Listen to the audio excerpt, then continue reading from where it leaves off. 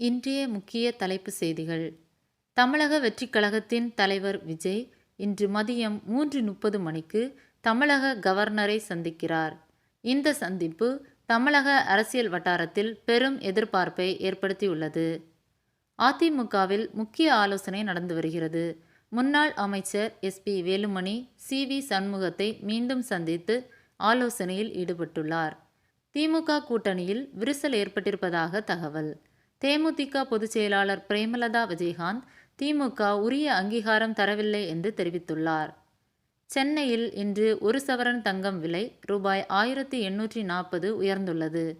வெள்ளி விலை கிலோவிற்கு ரூபாய் 5000 உயர்ந்துள்ளது. மேற்கு வங்காளம் மற்றும் தமிழ்நாட்டில் பி.எம். ஸ்ரீ திட்டம் செயல்படுத்தப்படும் என்று மத்திய அரசு நம்பிக்கை தெரிவித்துள்ளது. ஹோர்முஸ் நீரிணையில் கப்பல் பாதுகாப்பு திட்டத்தை அமெரிக்கா நிறுத்தி வைத்துள்ளது. ஈரானுடன் அமைதி உடன்பாட்டை ஏற்படுத்திக் கொள்ளும் சாத்தியத்தை பரிசீலித்து வருகிறது.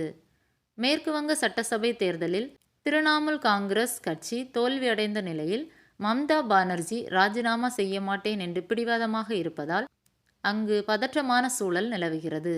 நன்றி. இதை தவிர வேறு ஏதாவது முக்கிய செய்திகள் உங்களுக்கு தெரிந்தால் மறக்காமல் கமெண்டில் தெரியப்படுத்தவும்.